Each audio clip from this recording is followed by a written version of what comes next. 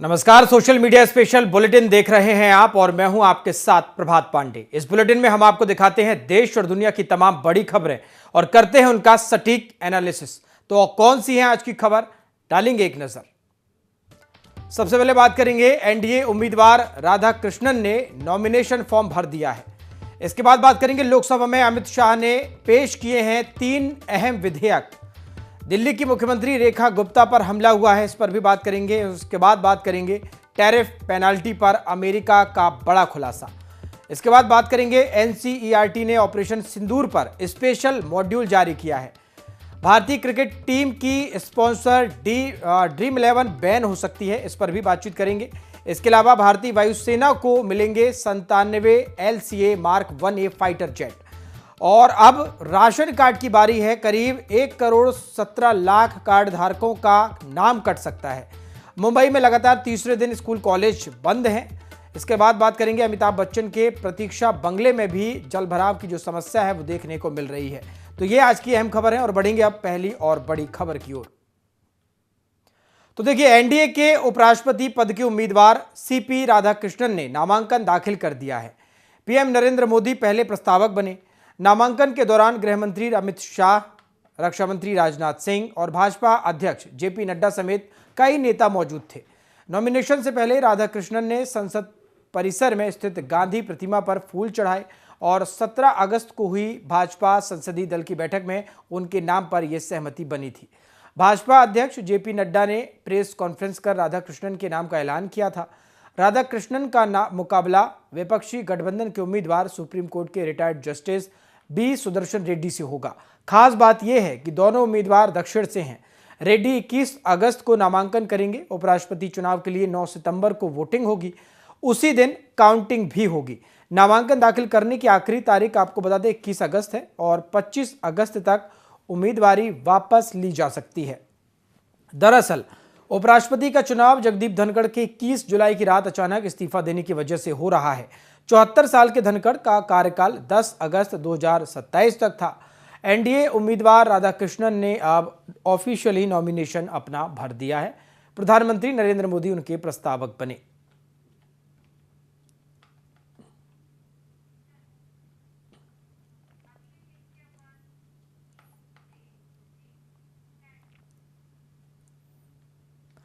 चलिए आगे बढ़ेंगे। लोकसभा में केंद्रीय गृह मंत्री अमित शाह ने 3 अहम विधेयक पेश किए, जिनके तहत गंभीर आपराधिक आरोपों में लगातार 30 दिन तक जेल में रहने पर प्रधानमंत्री, केंद्रीय मंत्री, मुख्यमंत्री या राज्य या केंद्र शासित प्रदेश के मंत्री को पद से हटाने का प्रावधान है। इस बिल के पेश होने के दौरान सदन में जोरदार हंगामा देखने को मिला और विपक्षी सांसदों ने बिल के पेश होने का पुरजोर विरोध किया। विपक्ष के कुछ सांसद लोकसभा की वेल में आकर नारेबाजी करने लगे। इस दौरान कुछ विपक्षी सांसदों ने बिल की कॉपी भी फाड़ दी और कागज के टुकड़े अमित शाह की तरफ उछाले। हालांकि अमित शाह ने बिल पेश करने के दौरान कहा कि सरकार इस बिल को जेपीसी को भेजने का प्रस्ताव रखती है। बावजूद इसके बिल को विरोध का सामना करना पड़ा है। संविधान के 130वें संशोधन विधेयक पेश होने के दौरान सदन में लगातार नारेबाजी होती रही। विपक्षी सांसदों ने सत्ता पक्ष को घेर लिया और गृहमंत्री का माइक मोड़ने की कोशिश की। इस पर काफी हंगामा भी हुआ और सदन के अंदर स्थिति तनावपूर्ण हो गई। इस दौरान सत्ता पक्ष के कई सांसद गृहमंत्री का बचाव करने के लिए आगे आकर विपक्षी सांसदों को रोकने की कोशिश की। सत्ता पक्ष की ओर से रवनीत बिट्टू, कमलेश पासवान, किरण रिजिजू, सतीश गौतम ने गृहमंत्री के पास नारेबाजी कर रहे आक्रामक सांसदों को रोकने की कोशिश की। लोकसभा की वेल में नारेबाजी की शुरुआत टीएमसी सांसदों ने की और कल्याण बनर्जी ने विधेयक पेश होते ही नारेबाजी शुरू कर दी। बाद में कांग्रेस सांसद और महासचिव केसी वेणुगोपाल ने अपनी सीट से बिल की कॉपी फाड़कर फेंक दी। इसके बाद सभी कांग्रेस सांसद वेल में आ गए। केसी वेणुगोपाल के बाद सपा के धर्मेंद्र यादव ने भी अपनी सीट से बिल की कॉपी फाड़कर फेंक दी और समाजवादी पार्टी के सभी जो सदस्य हैं वो संसद वेल में पहुंच गए। इसके बाद जब गृह मंत्री अमित शाह विधेयक पेश कर रहे थे तो सभी विपक्षी दल के सदस्य लोकसभा की वेल में आ गए और हंगामा करने लगे। स्थिति को बिगड़ता देख लोकसभा स्पीकर ओम बिरला ने सदन की कार्रवाई स्थगित कर दी। अमित शाह ने बिल पेश किया और जिस दौरान जमकर हंगामा भी हुआ।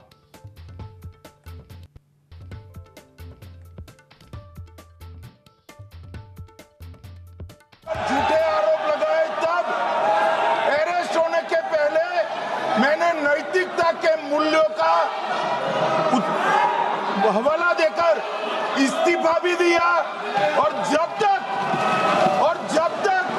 मैं कोर्ट से निर्देश नहीं हुआ, कोई संविधान पद मैंने स्वीकार नहीं किया। ये क्या सिखाते हैं नैतिकता में? मैं तो इस्तीफा देकर गया था और मैं तो चाहता हूं कि ये नैतिकता के मूल्य बढ़े। हम ऐसे निर्लज्ज नहीं हो सकते कि हम पर आरोप लगे और हम संवैधानिक पद पर रहें।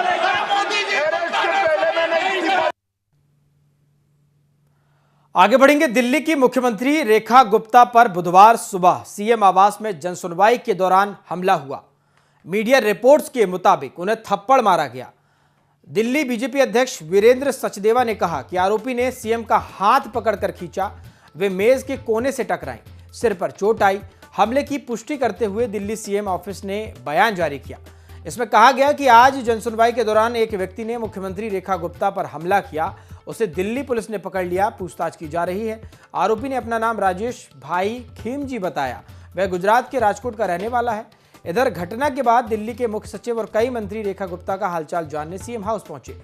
यहीं पर सीएम का इलाज भी चल रहा है। दिल्ली सरकार में मंत्री प्रवेश वर्मा ने कहा कि दिल्ली को एक ऐसी मुख्यमंत्री मिली है जो रोजाना अपने आवास पर जनसुनवाई कर रही है। दिल्ली एनसीआर से रोजाना 1000 से 2000 लोग सीएम के पास आते हैं। आज जो हुआ वह बेहद निंदनीय है। हम मुख्यमंत्री से मिले, वे घायल थी। आरोपी राजेश भाई खीमजी भाई सकरिया राजकोट के कोठारिया इलाके में रहने वाला है और रिक्शा चलाता है। राजकोट पुलिस उसके घर पहुंची, वहां उसकी मां मिली। उन्होंने कहा, मेरा बेटा पशु प्रेमी है। सुप्रीम कोर्ट के दिल्ली में कुत्तों को पकड़ने के आदेश दिए जाने के बाद से वह दुखी था, इसलिए वो दिल्ली गया था। तो देखिए, दिल्ली की सीएम पर सुबह सुबह हमला हुआ है। जनसुनवाई के दौरान दिल्ली का रहने वाला एक व्यक्ति जो है पहले सीएम को खींचता है और उसके बाद उन पर हमला कर देता है। फिलहाल उनका दिल्ली के अस्पताल में ही इलाज जारी है।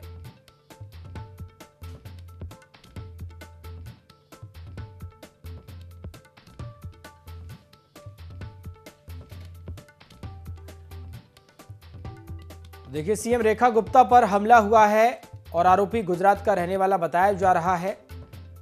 हमले के पहले सीएम के घर की रेकी भी की गई। आपको बता दें, समय समय पर सीएम रेखा गुप्ता अपने घर पर ही जनसुनवाई का आयोजन कराती हैं, लोगों की समस्याओं को सुनती हैं। रोज 1000 से 2000 लोग अपनी समस्याओं को लेकर उन तक पहुंचते हैं और इसी का फायदा उठाकर राजकोट का रहने वाला ये आरोपी जो है पहले जनसुनवाई में पहुंचता है। इससे पहले उसने रेकी की, हमले की तैयारी की और इसके बाद एकाएक अचानक उन्हें खींचकर उन पर हमला कर दिया। हालांकि पुलिस ने पकड़ लिया है और आरोपी से पूछताछ जारी है।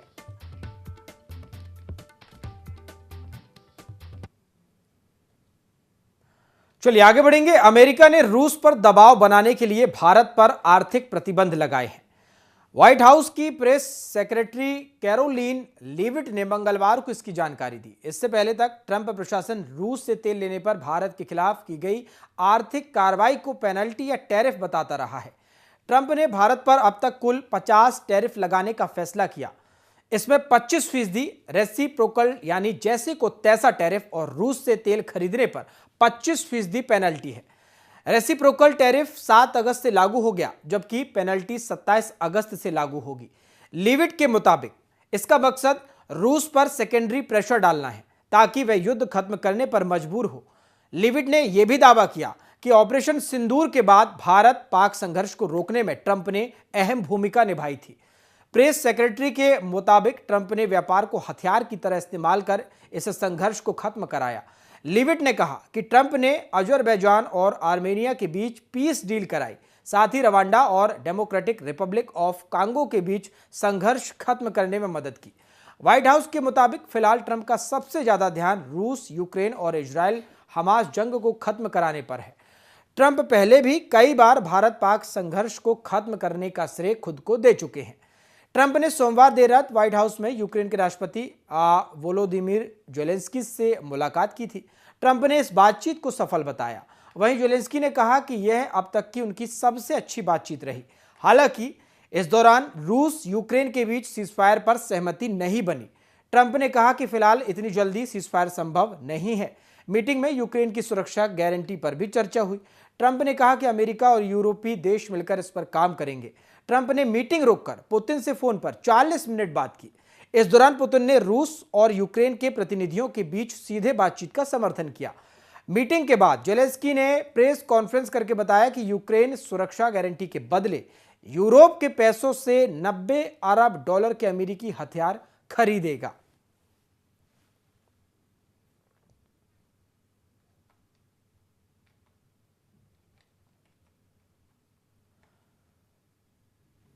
तो देखिए, वैश्विक स्तर पर अगर देखा जाए तो रूस यूक्रेन युद्ध को लेकर हलचल तेज है। सीज फायर की बात की जा रही है।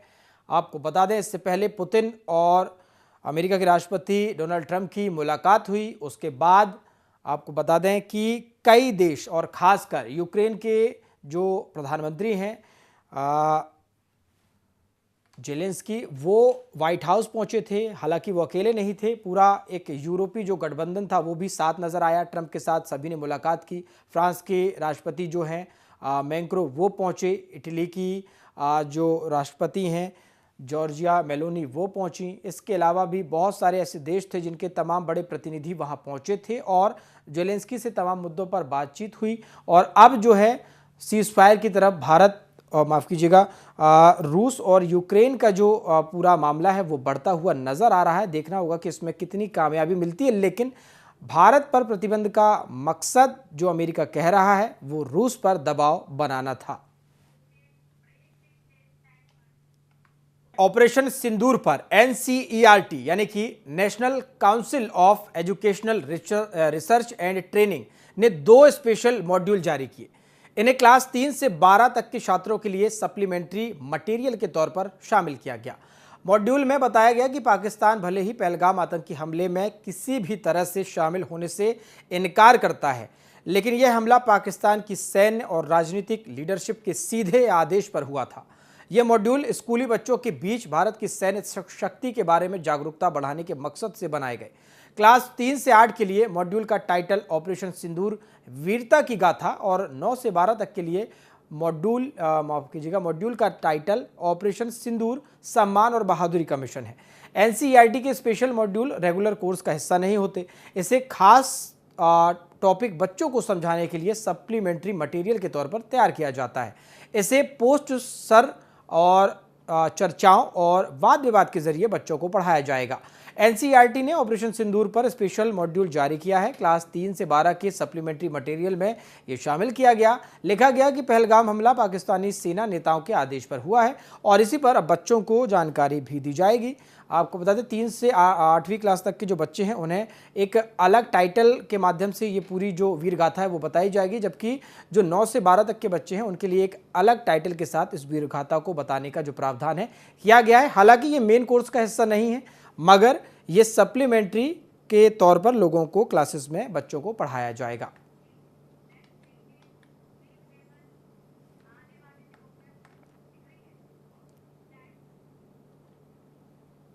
चलिए आगे बढ़ेंगे। आने वाले दिनों में फैंटेसी स्पोर्ट्स जैसे ड्रीम 11, रमी, पोकर वगैरह सब बंद हो सकते हैं। ड्रीम 11 भारतीय क्रिकेट टीम की लीड स्पॉन्सर भी है।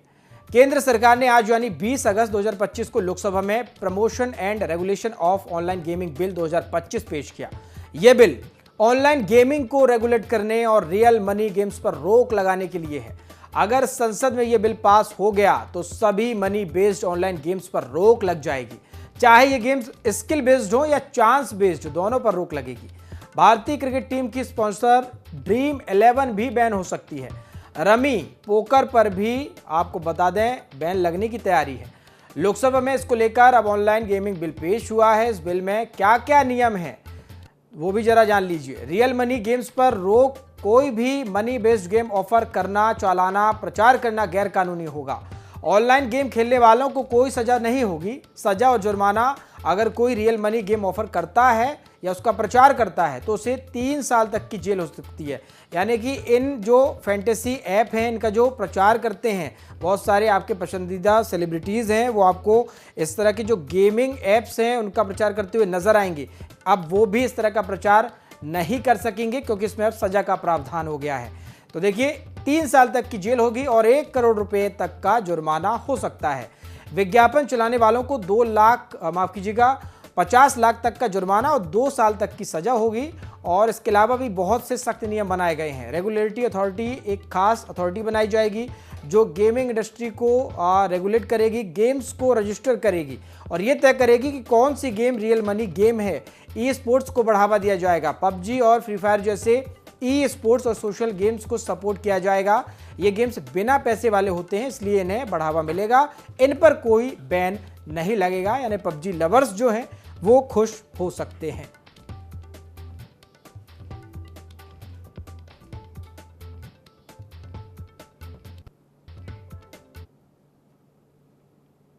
चलिए आगे बढ़ेंगे। केंद्र सरकार ने मंगलवार को भारतीय वायुसेना, इंडियन एयरफोर्स के लिए 97 LCA mark 1A fighter jet खरीदने के लिए 62,000 करोड़ रुपए के प्रोजेक्ट को मंजूरी दे दी। रक्षा सूत्रों ने बताया कि एक हाई लेवल मीटिंग में फाइटर जेट की खरीद को अंतिम मंजूरी दे दी गई। इससे हिंदुस्तान एरोनॉटिक्स लिमिटेड यानी कि HAL के लिए इन एयरक्राफ्ट को बनाने के लिए ऑर्डर मिलने का रास्ता भी लगभग साफ हो गया, क्योंकि मेक इन इंडिया का जो मोदी सरकार का सपना है और पहल है, उसको बढ़ावा देते हुए प्रधानमंत्री नरेंद्र मोदी लगातार HAL के सुधार पर जोर दे रहे हैं। मोदी सरकार के दौरान HAL को सभी तरह के स्वदेशी लड़ाकू विमान, हेलीकॉप्टर और उनके इंजन बनाने के ऑर्डर मिले हैं। HAL को LCA mark 1A fighter jet के लिए यह दूसरा ऑर्डर होगा। इससे पहले सरकार HAL को 83 एयरक्राफ्ट बनाने का ऑर्डर दे चुकी है। LCA मार्क 1A तेजस एयरक्राफ्ट का एडवांस वर्जन है। इसमें अपग्रेडेड एवियोनिक्स और रडार सिस्टम लगे हैं। LCA मार्क 1A के 65% से ज्यादा उपकरण भारत में बने हैं। तेजस को भी HAL ने डेवलप किया। यह सिंगल इंजन वाला हल्का लड़ाकू विमान है। 83 LCA मार्क 1A देने के लिए HAL के पास 2028 तक का समय है। केंद्र सरकार ने साल 2021 में HAL को भारतीय वायुसेना के लिए 83 LCA मार्क 1A बनाने के लिए 46,898 करोड़ रुपए का कॉन्ट्रैक्ट दिया था। कंपनी के पास 83 एयरक्राफ्ट की डिलीवरी करने के लिए 2028 तक का समय है। HAL ने 22 फरवरी को कहा था कि हम जल्द ही वायुसेना को तेजस की डिलीवरी शुरू कर देंगे।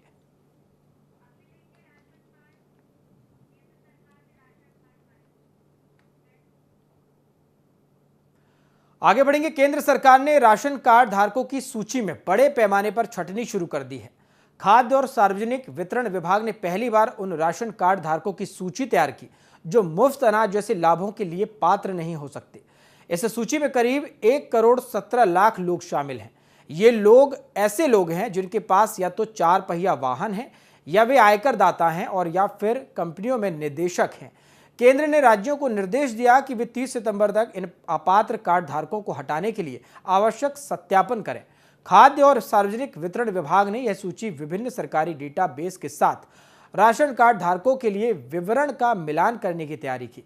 इसमें आयकर विभाग, करदाता, कारपोरेट कार्य मंत्रालय और सड़क परिवहन और राजमार्ग मंत्रालय जैसे विभागों के डेटा शामिल हैं। इस क्रॉस सत्यापन में पाया गया कि करीब 94,71,000 राशन कार्ड धारक आयकर दाता हैं। 15,51,000 के पास 4 पहिया वाहन है और करीब 5,31,000 लोग कंपनियों में निदेशक हैं। सूत्रों के मुताबिक विभाग के एक अधिकारी ने बताया कि इस डेटा के आधार पर राज्यों को अपात्र लाभार्थियों को हटाने में मदद मिलेगी, ताकि प्रतीक्षा सूची में मौजूद जरूरतमंद लोगों को खाद्य सुरक्षा अधिनियम यानी कि NFSA के तहत लाभ मिल सके। NFSA डैशबोर्ड के अनुसार 19 अगस्त तक करीब 19 करोड़ 17 लाख राशन कार्ड जारी किए गए।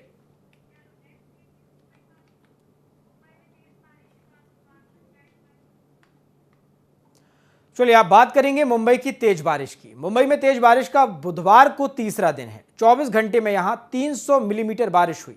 लगातार तीसरे दिन मुंबई में स्कूल, कॉलेज और गवर्नमेंट और सेमी गवर्नमेंट ऑफिस बंद रहे। मुंबई लोकल की 34 ट्रेनें कैंसिल हैं। 250 से ज्यादा फ्लाइट्स पर भी असर पड़ा। मंगलवार शाम मुंबई में 2 मोनोरेल से करीब 800 लोगों को रेस्क्यू किया गया। मैसूर कॉलोनी रेलवे स्टेशन के पास शाम 6 बजे एक मोनोरेल एलिवेटेड ट्रैक पर अटक गई। इसमें मौजूद 582 यात्रियों को विंडो तोड़कर क्रेन की मदद से करीब 40 से 50 फीट की ऊंचाई से रेस्क्यू किया गया। MMRDA ने बताया कि भीड़ बढ़ने की वजह से ऐसा हुआ था। रेल की मूल वजन क्षमता 104 टन है, जो कल 109 टन हो गई थी। 5 टन ज़्यादा वजन यात्रियों का हो गया था। वहीं आचार अत्रे और वडाला मोनोरेल स्टेशन से भी 200 लोगों को निकाला गया था। रेल में सवार यात्री सागर ने कहा कि बिजली और एसी बंद होने से डिब्बों में घुटन होने लगी थी। बाहर बारिश हो रही थी और अंधेरा बढ़ रहा था। सबसे डरावना पल तब था जब ट्रेन खतरनाक ढंग से झुक गई थी। हम दुआ कर रहे थे कि जिंदा बाहर निकल जाएं।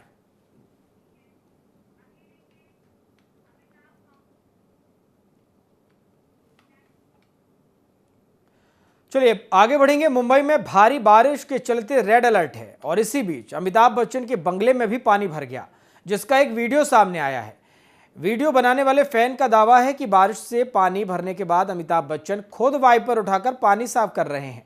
अमिताभ बच्चन का प्रतीक्षा बंगला जूही के पौष इलाके में है। यहाँ सड़कों पर घुटनों तक पानी भर गया, जो बिग बी के घर में भी जा पहुंचा। इसके चलते उनके स्टाफ को जद्दोजहद करनी पड़ रही है।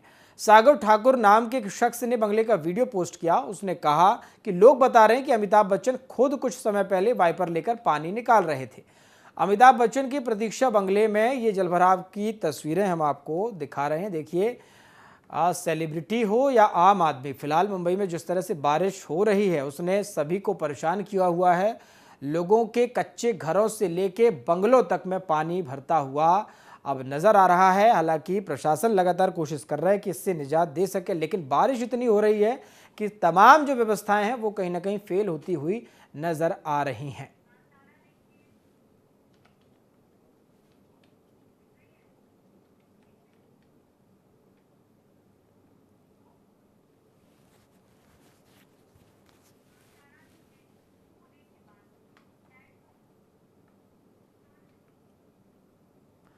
आगे बढ़ेंगे। कांतारा के हिट होने के बाद से ही दर्शक इस फिल्म के दूसरे पार्ट का इंतजार कर रहे हैं।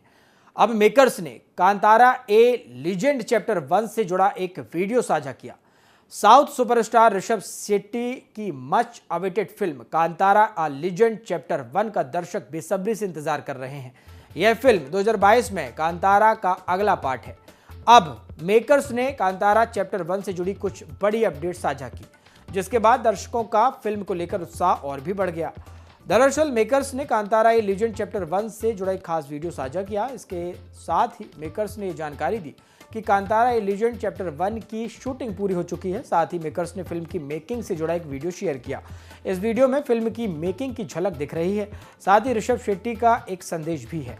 मेकर्स की ओर से ये शेयर किए गए इस वीडियो में फिल्म की मेकिंग की पूरी झलक है, जिसमें अलग अलग सीन को कैसे फिल्माया गया है ये सब आपको देखने को मिलेगा।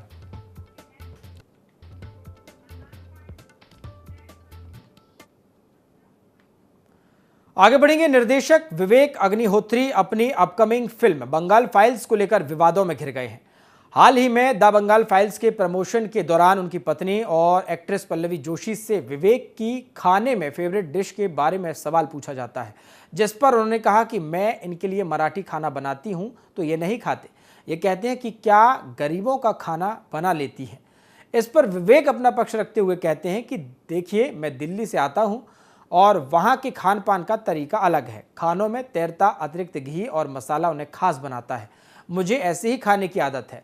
अब जब मराठी खाना सामने आता है वह हेल्दी टाइप का होता है, ना मसाला ज़्यादा, तो इसलिए मैं कहता था कि ये यार गरीबों वाला खाना है।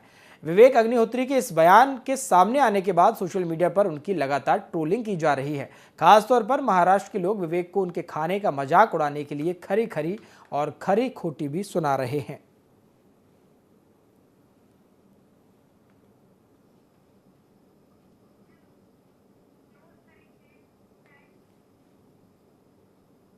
सोशल मीडिया स्पेशल बुलेटिन में फिलहाल इतना ही। देखते रहिए IND24। नमस्कार।